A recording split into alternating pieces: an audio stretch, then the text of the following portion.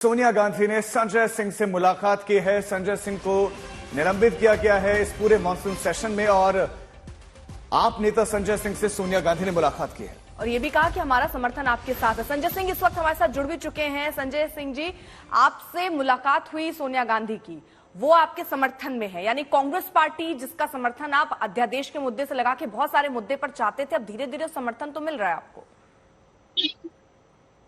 जी हाँ, अभी कांग्रेस संसदीय दल की नेता और कांग्रेस की पूर्व अध्यक्ष श्रीमती सोनिया गांधी जी भी यहाँ धरने पर आई थी और जो टीम इंडिया है, यानी कि इंडिया में जो 26 राजनीतिक दल हैं, सब एक स्वर से मांग कर रहे हैं कि मणिपुर की हिंसा पर प्रधानमंत्री जी जवाब दें, प्रधानमंत्री जी सदन में आए।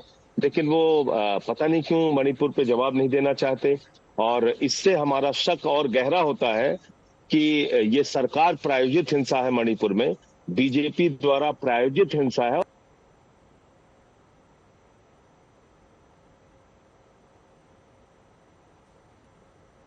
जी संजय जी, आप पर यह भी आरोप लग रहा है कि आपका जो आचरण था वो अमर्यादित था, इस वजह से आपका निलंबन हुआ है। और दूसरा आपसे जानना चाहता हूं कि चूंकि सोनिया गांधी आपसे मिली, बातचीत क्या क्या हुई आपसे?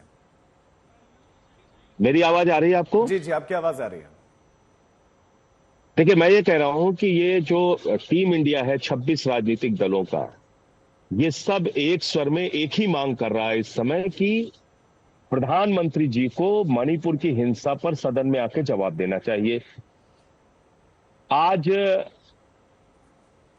कल की अगर आप बात करें, 50 राजनीतिक दलों ने 50 सांसदों ने 267 का नोटिस दिया। जिस दिन मुझे सस्पेंड किया गया 27 लोगों ने 267 का नोटिस दिया। 3 दिन से मैं लगातार 267 का नोटिस दे रहा था और एक ही बात हम कह रहे थे कि मणिपुर की हिंसा पे प्रधानमंत्री जी सदन में आके जवाब दें। लेकिन प्रधानमंत्री जी पता नहीं क्यों सदन में आके जवाब नहीं देना चाहते और इससे हमारा शक और मजबूत होता है कि ये जो हिंसा है ये बीजेपी प्रायोजित, सरकार प्रायोजित हिंसा है और इसीलिए प्रधानमंत्री शायद जवाब देने से भाग रहे हैं। क्योंकि जब ऑल पार्टी मीटिंग हुई थी गृह मंत्री जी के साथ, तब हम लोगों ने कहा था मुख्यमंत्री का इस्तीफा लीजिए, तब हमने कहा था ऑल पार्टी डेलीगेशन वहां पे भेजिए, तब हमने कहा था जो परिवारों की, जिनके परिवार के लोगों की जान गई है।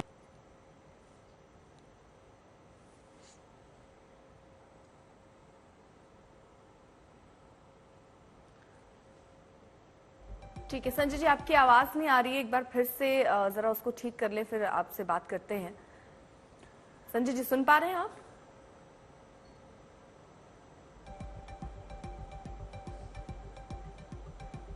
तो फिलहाल बता दें आपको कि संजय सिंह आम आदमी पार्टी के नेता पूरे सत्र के लिए, मॉनसून सत्र के लिए निलंबित कर दिए गए। जी संजय जी,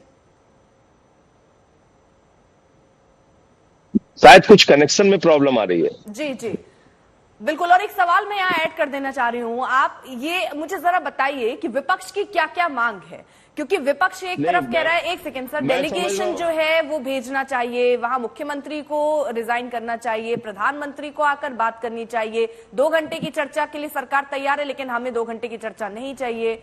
विपक्ष की क्या क्या मांगे हैं, मतलब इस पूरे मणिपुर के मुद्दे पर क्या क्या मांगे हैं?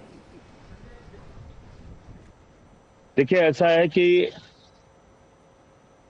गृह मंत्री जी ने कल चिट्ठी लिखी विपक्ष के नेताओं को और गृह मंत्री जी ने कहा, आवाज आ रही है मेरी? जी जी जी। तो गृह मंत्री जी ने कहा कि चर्चा में विपक्ष हिस्सा ले। तो मैं ये पूछना चाहता हूं कि प्रधानमंत्री जी क्यों नहीं बोलना चाहते?